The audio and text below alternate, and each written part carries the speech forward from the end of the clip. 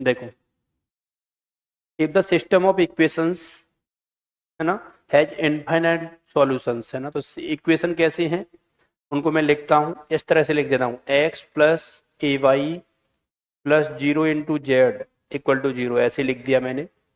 दूसरा क्या है बोलो, zero into X plus Y plus A Z equal to zero. Third equation देखो, उसमें वाई नहीं है उसमें, तो वाई का कॉफिशिएंट जीरो रहा होगा, plus Z equal to zero. और बोला है कि इस सिस्टम के कितने सॉल्यूशन है, इनफाइनाइट सॉल्यूशंस बोला हुआ है। तो डेफिनेटली जो है ये कैसा है, नॉन ट्रिवियल वाला केस है ना। दिख रहा है ना आपको, जब राइट साइड में जीरो जीरो जीरो है तो ये कैसा है, होमोजेनियस सिस्टम ऑफ इक्वेशन है।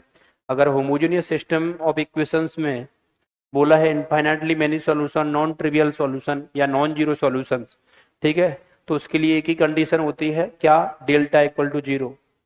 डेल्टा क्या होता है अभी बताया था ना, क्या बताया था, कोफिशिएंट वन ए जीरो, वन ए जीरो, फिर अगला बोलो जीरो वन ए, जीरो वन ए, अगला ए जीरो वन, ए जीरो वन, इनसे बनने वाले कोफिशिएंट मैट्रिक्स डिटरमिनेंट की वैल्यू क्या होगी, जीरो। क्लियर। अब इसको सॉल्व कर लेते हैं, सॉल्व कर दें। देखो, इसको ओपन कर देते हैं फर्स्ट रो के अबाउट, बस पॉजिटिव नेगेटिव पॉजिटिव, यहाँ से सॉल्व कर देते हैं और यहीं पे सॉल्व कर लेते हैं, यहीं पे हो जाएगा इतने में। तो देखो वन इंटू,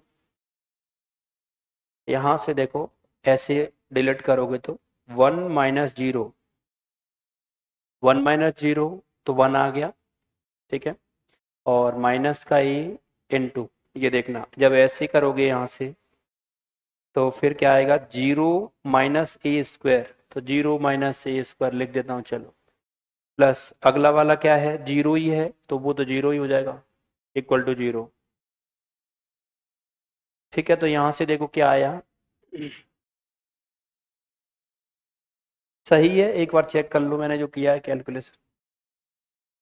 तो यहाँ से क्या आया देखो, वन माइनस माइनस प्लस, तो प्लस का ए क्यूब आ जाएगा इक्वल टू जीरो आ जाएगा, तो A cube equal to minus one, इसका मतलब ए की वैल्यू क्या आ गई अपने पास, माइनस वन। तो जब भी क्लियर हो गया आपको, तो क्या होगा, ए इक्वल टू माइनस वन आ गया। क्लियर।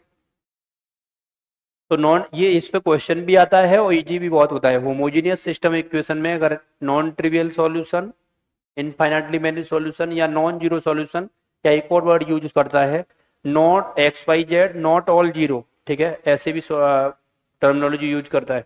तो उस केस में आप डेल्टा जीरो करो और डायरेक्ट जो अननोन जो है इसमें कोई कांस्टेंट के या लैम्डा जो भी है, आप उसको यहाँ से डेल्टा जीरो करने पर मिल जाता है आपको। क्लियर हो गया।